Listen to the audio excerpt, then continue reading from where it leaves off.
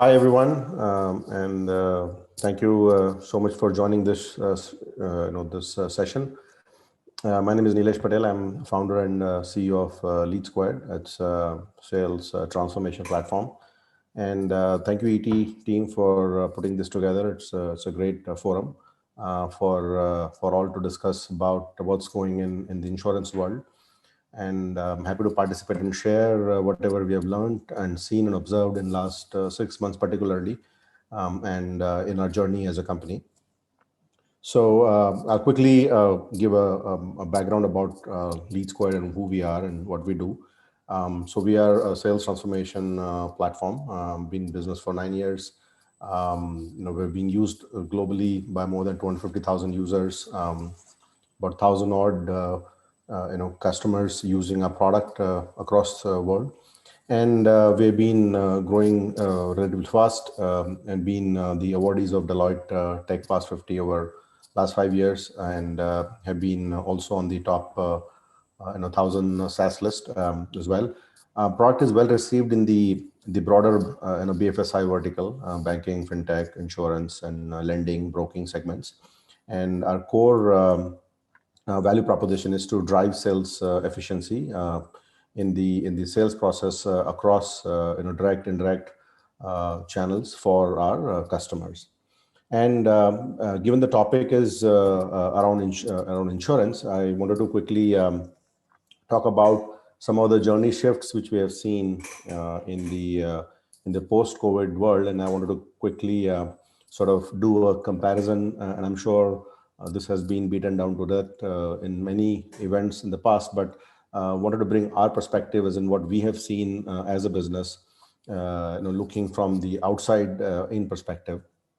So digital, as we all know, was contributing lower percentage of revenue for insurance firms, but that has changed substantially post COVID, and there's been a huge spike in digital sales, especially on the low ticket product side. Straight through processing has become a norm, and customers' buying behavior has changed. They're willing and happy to talk to to the providers and intermediaries, both on the phone or other digital media, to basically educate themselves on the product offerings and making go ahead and make a purchase. And this behavior is not necessarily only for tier 1 and tier 2 kind of users, but we've observed this across our customers from who are selling these products across tier 3 and tier 4.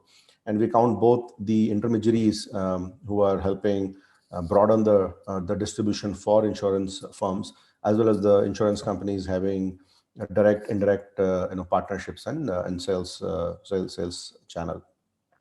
Bank assurance was obviously a very important channel for majority of insurance companies in India, and it had a huge impact because of the branches not being operational. But what we have seen is that slowly but steadily that piece has sort of come back, not to the same degree as earlier, but also the other shift which we are seeing is that businesses are thinking, insurance companies are thinking, and working with banks on how to digitize the whole bank assurance process and what can be done there. And there have been several initiatives which you have seen across our customers, where digital banker concept is getting discussed, and there are parts of that process which are getting digitized or automated in between these two partners who coexist in this channel of distribution. Direct has again been impacted. It's the same impact, very similar to bank assurance. However, what has happened is, as a result of that, a lot of investment, or at least plans have been put, in some cases investment being made in enabling the direct force with the digital tools and systems, so that they can help serve their customers better. They can educate their customers better, giving them tools to drive the sales process and bring transparency back between the management setup and the direct distribution force. So some of that investment has sort of gone in to drive this piece of the journey, right?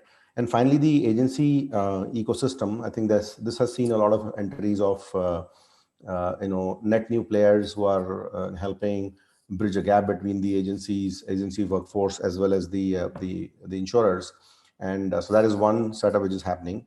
Also, there is uh, a movement to digitize the agent experience, make it easy for the agents to do their stuff with the insurance companies and also share information relevant for their customers. So both sides, there is a movement, and some companies are ahead of the curve, obviously, as always in the market, and some are sort of catching up. But this is another area where good investment is happening or has already happened, between what was earlier and what is now. So that is the four areas where we have seen. And fundamentally, the last area, which is, I'm sure it is in notice of everyone who is selling wider financial products to the consumers, but the emergence and strong emergence and the whole idea that people are latching on to these digital payment products and other similar applications,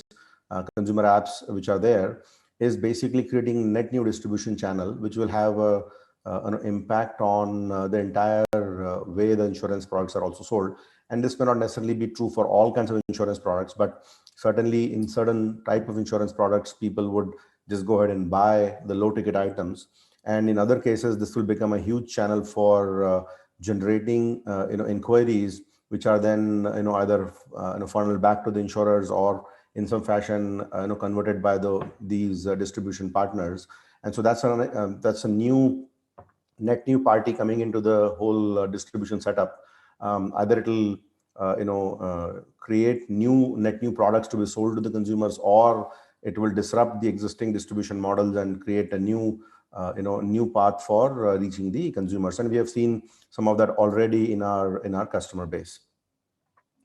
I wanted to sort of share some information which we have seen across our customer base, and which counts both intermediaries as well as the insurers, where we are seeing the growth in direct digital and assist sales, and investment on that side has increased by 2 to 4 times across all the customers, roughly. I mean, not everyone, but a majority of the customers have increased their assist and digital sales teams in this period, in last 6-7 months.